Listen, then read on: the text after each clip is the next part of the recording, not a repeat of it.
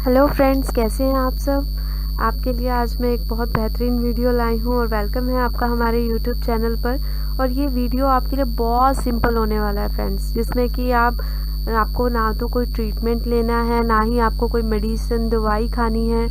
और इससे आपको जल्दी गर्भधारण होगा, जल्दी कंसीव होने के चांसेस आपके बढ़ जाएंगे। देखिए फ्रेंड्स, अभी हम शुरू करते हैं वीडियो। तो आइए सबसे पहले मैं डिस्कस करती हूँ एज फैक्टर, यानी कि जो एज का जो फैक्टर होता है ना फ्रेंड्स, वो प्रेगनेंसी के लिए बहुत इंपॉर्टेंट होता है। जैसे कि 18 से लेकर के 30 साल की उम्र तक जो है माँ बनने में कोई प्रॉब्लम नहीं होती, बहुत इजी होता है ऐसी एज में माँ बनना। बिकॉज उसमें क्या रहता है, हार्मोन्स सही होते हैं, एग अच्छे से बन रहे होते हैं, कोई इंटरनली प्रॉब्लम इतनी ज़्यादा नहीं आती, कोई कॉम्प्लिकेशन नहीं होती है, तो काफ़ी इजी रहता है। लेकिन अगर एज जो है ना आपकी बढ़ती जा रही है, यानी कि अगर आपका 30 प्लस एज है, यानी कि 35 हो गया, 37, 38, तो ऐसी एज में क्या रहता है गाइस कि आपका जो प्रेग्नेंट होने का जो चांस होता है ना, वो 50% तक कम हो जाता है। ऐसा नहीं है, आप घबराइए नहीं, ऐसा नहीं है कि ऐसा कोई भी लेडीज जो है माँ नहीं बन पाती है 30 के बाद या 35 के बाद या 32 के बाद, ऐसा नहीं है बिल्कुल भी। लेकिन हाँ, ये है कि चांस जो हैं 50% तक कम हो जाते हैं, जिसमें कि अगर आपकी एज ज़्यादा होती जा रही है तो मैं आपको पर्सनली सजेस्ट करूँगी गाइस कि आप एक बार डॉक्टर से ज़रूर संपर्क कर लो। उससे आपके लिए हेल्प रहेगी कि डॉक्टर आपको जल्दी से अगर कोई भी प्रॉब्लम आपकी इंटरनली चल रही है ना, तो डॉक्टर उसको डिटेक्ट करके उसका जो है टेस्ट करके तो उसके लिए आपको जो है ट्रीटमेंट दे सकते हैं, जिससे कि आपको हेल्प होगी कि आप जल्दी से कंसीव कर पाएँ। और इसके साथ साथ जो है आपका जो दूसरा जो है रेगुलर रूटीन है, उसमें ये रहता है कि फर्स्ट प्रेगनेंसी जो होती है ना फ्रेंड्स, उसको कभी भी आप अबॉर्ट ना करें। क्योंकि अगर पहली प्रेगनेंसी क्या होती है, जैसे कि कई बार न्यूली मैरिड कपल होते हैं, वो ये सोच लेते हैं कि नहीं थोड़े टाइम के बाद हम जो है बेबी प्लान करेंगे, तो उससे क्या होगा कि हम थोड़ा सा क्वालिटी टाइम स्पेंड कर लेते हैं, जिससे कि बाद में अगर बेबी प्लान करते हैं तो हमें कोई प्रॉब्लम नहीं हो सकती है। हम बाद में सोचे नहीं, ऐसा नहीं है। अगर आप प्रेग्नेंट हो गई हैं तो उससे आप अबॉर्ट बिल्कुल भी ना करें। बिकॉज अगर आप अबॉर्ट करने का ऐसा सोचेंगी या सोच रही हैं तो उससे क्या है ना फ्रेंड्स की कॉम्प्लिकेशन हो सकते हैं। कॉम्प्लिकेशंस में क्या होगा कि कई बार आने वाले टाइम में प्रेगनेंसी बिल्कुल भी ना रुके, ऐसा भी हो सकता है। कई बार ऐसा होता है कि प्रेगनेंसी में कॉम्प्लिकेशंस आ जाएं, ऐसा भी हो सकता है। तो इसीलिए ऐसा आप बिल्कुल भी मन में ना बनाएं कि आपको जो है फर्स्ट प्रेगनेंसी है और आप न्यूली मैरिड हैं तो आप इसे अवॉइड कर दें, ऐसा ना करें। और आपका जो दूसरा है प्रॉब्लम इसमें जो आता है, वो है फर्टाइल विंडो का जानना।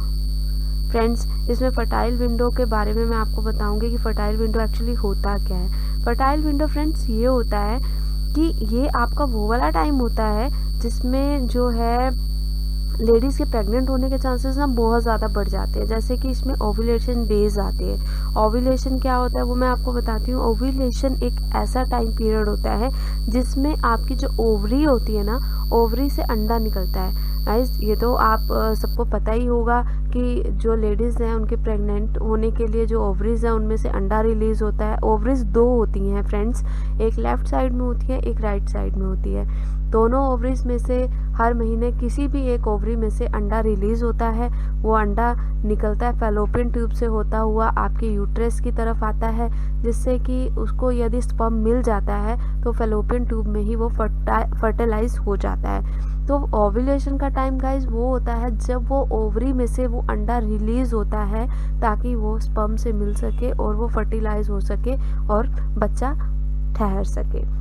तो इसीलिए इस पीरियड को जानना बहुत ज़रूरी होता है। बेसिकली जिन लेडीज़ के पीरियड जो हैं 28 से 30 दिन के अंदर आ जाते हैं, तो उनका ओव्यूलेशन बेसिकली जो है 13वें से लेकर के 14वें दिन, मतलब 13 से 14 डे पर हो जाता है। 13 से 13वें दिन पर या 14वें दिन पर उनका जो है ओव्यूलेशन हो जाता है। तो मैं ऐसी जो है फ्रेंड्स को ज़रूर सजेस्ट करूँगी कि वो ऐसे टाइम पर ओव्यूलेशन को पहचानें और उन्हीं दिनों में आप जो है संपर्क रखें, रिलेशन रखें, जिससे कि आपको जो है ये ओव्यूलेशन टाइम पीरियड का फ़ायदा मिल सके और आपको जो है कंसीव हो सके। और उसके अलावा जो है आपके जो पीरियड हैं गाइस, उन पर भी ध्यान देना बहुत ज़रूरी है, क्योंकि अगर आपके पीरियड रेगुलर नहीं है ना, तो आप जो है बिल्कुल भी जो इस पर ध्यान नहीं देंगे तो इससे क्या होगा कि प्रेग्नेंट होने के चांसेस जो हैं कम होंगे। वो कम ऐसे होंगे क्योंकि ओव्यूलेशन आप ट्रैक नहीं कर पाएंगे, आपको पता नहीं चलेगा कि ओव्यूलेशन कब हो रहा है, और आपको ये पता नहीं चलेगा कि आपका फर्टाइल विंडो कौन सा है, कब चलेगा। और इससे क्या है कि आपको रेगुलर ही रिलेशन रखने पर ही आपको चांस लेना पड़ेगा कि आप इसमें प्रेग्नेंट हो रही हैं या नहीं हो रही हैं। और पीरियड रेगुलर ना होने के बहुत सारे कारण होते हैं फ्रेंड्स, जिसमें कि बहुत छोटे छोटे कारण लेकर के बहुत बड़े बन जाते हैं, जिसकी वजह से आपको इसका भी ध्यान रखना चाहिए कि पीरियड को आप रेगुलर करें। आप उसके लिए कोई मेडिसिन ले सकते हैं, मेडिसिन टॉनिक आते हैं बहुत अच्छे अच्छे, मेरी वीडियोस बनी हुई है फ्रेंड्स, आप उन टॉनिक्स को एक बार यूज़ कर सकते हैं, आप उन्हें देख सकते हैं वीडियोस को। तो वो टॉनिक भी आप यूज़ कर सकते हैं जिससे कि पीरियड को जो है रेगुलर होने में मदद मिलती है। क्योंकि कई बार ऐसा होता है फ्रेंड्स कि थायराइड की प्रॉब्लम होती है, जिसकी वजह से हार्मोन जो है इम्बैलेंस होते हैं, वो सही से काम नहीं करते हैं, जिसकी वजह से भी प्रॉब्लम होती है। तो पीरियड अगर रेगुलर रहेंगे ना फ्रेंड्स, तो हार्मोन्स भी आपके ऑलमोस्ट सही रहेंगे और कंसीव करने में हेल्प आपको ज़्यादा होगी। तो पीरियड को रेगुलर आप करें। और इसके अलावा आपको जो है वज़न को कंट्रोल, यानी वेट कंट्रोल आप फ्रेंड्स बहुत इंपॉर्टेंट है। बिकॉज़ अगर वेट आपका कंट्रोल में नहीं है ना, आप ओवर वेट हो रहे हैं, तो इससे भी आपको जो है प्रेग्नेंट होने में काफ़ी प्रॉब्लम आ सकती है। बिकॉज़ अगर आप ओवर वेट हैं तो इससे क्या होता है कि कई बार ओवर वेट होने की वजह से खाना नहीं पचता है या पेट के प्रॉब्लम्स हो जाती हैं। और ओवर वेट लेडीज़ को ना सिस्ट बहुत जल्दी हो जाते हैं फ्रेंड्स। सिस्ट जो होते हैं ना आपकी ओवरीज में हो सकते हैं, जिसकी वजह से अंडा नहीं बन पाता है।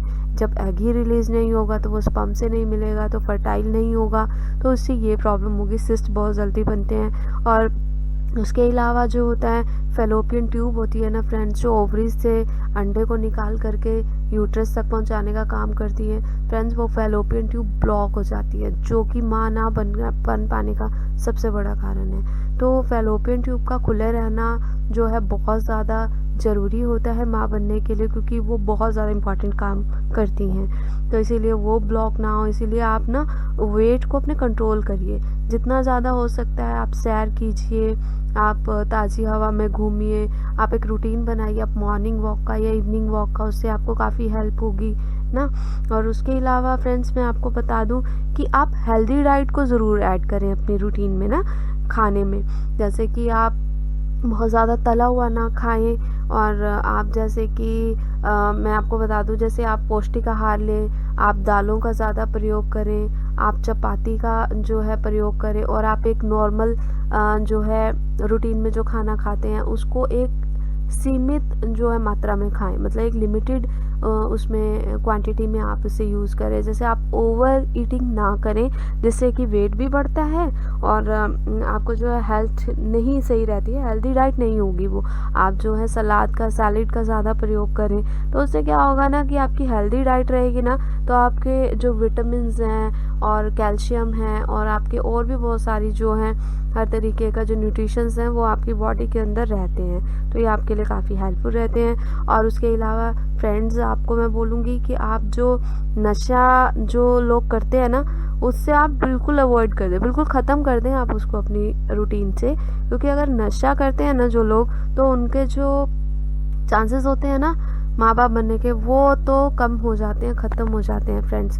तो इसीलिए आप नशा अगर आप किसी भी तरह का कर रहे हैं, जैसे कि सिगरेट पी रहे हैं या ड्रिंक कर रहे हैं, तो इसीलिए आप नशे को तो बिल्कुल ही अवॉइड कर दें, छोड़ दें। क्योंकि सिगरेट और शराब जो है ना आपकी फर्टिलिटी को एकदम ख़त्म कर देते हैं धीरे धीरे, और पता भी नहीं चलता, बिल्कुल ख़त्म हो जाते हैं। उसके अलावा गर्भ निरोधक का प्रयोग तो आप छोड़ ही दें, जो गर्भ निरोधक जो गोलियां होती हैं ना उसका प्रयोग आप एकदम बंद कर दें। क्योंकि उसका प्रयोग अगर आप करते रहेंगे ना, तो उससे क्या होगा कि आपका जो यूट्रस है या आपकी फेलोपियन ट्यूब्स हैं या ओवरीज हैं जो कि काम कर रही हैं, वो धीरे धीरे उनके ऊपर हानिकारक प्रभाव डालते रहते हैं। गर्भ निरोधक सिस्ट हो जाती है, ट्यूब्स ब्लॉक हो जाती हैं, और तरीके की कई प्रॉब्लम्स हो जाती हैं। तो इसीलिए आप गर्भ निरोधक का प्रयोग बिल्कुल छोड़ दें। और मैं आपको ये सजेस्ट करूँगी ना फ्रेंड्स कि अगर आप बेबी प्लान कर रहे हैं तो आप 1 साल पहले ही छोड़ दें ये गर्भ निरोधक का प्रयोग, क्योंकि 1 साल पहले छोड़ेंगे तो तब कहीं जा कर के आप स्टेबल होंगे, जिससे कि वो जो है हेल्दी जो है कंसीव करने में आपको जो है प्रॉब्लम नहीं होगी, मतलब इजीली आप कंसीव कर पाएंगे।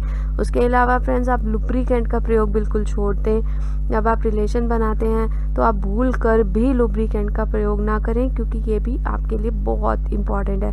बिकॉज क्या होता है ना कि जैसे लुब्रिकेंट्स का आप प्रयोग करते हैं, कोई जेल लगाते हैं या आपको भी ऑयल लगाते हैं, ऑयल का यूज़ करते हैं, तो उससे क्या होता है कि स्पर्म को ओवरी तक जाने में बहुत प्रॉब्लम होती है और वो नहीं पहुंच पाते और उनको जो एक स्पीड नहीं मिल पाती, जिसकी वजह से ना जो गर्भ धारण की संभावना बिल्कुल ख़त्म हो जाती है। तो ये भी एक बहुत बड़ा प्रॉब्लम है, इस पर भी आप ध्यान दें कि आप इसको लुब्रिकेंट को जहाँ तक हो सके बिल्कुल यूज़ करना बंद कर दें, क्योंकि जो आपका नॉर्मल जो आपका यूज़ जब आप रिलेशन रखते हैं तो नॉर्मली जो आप रिलेशन रखते हैं बिना किसी लुब्रिकेंट के, तो उससे आपके चांसेस ज़्यादा होते हैं कंसीव करने के फ्रेंड्स।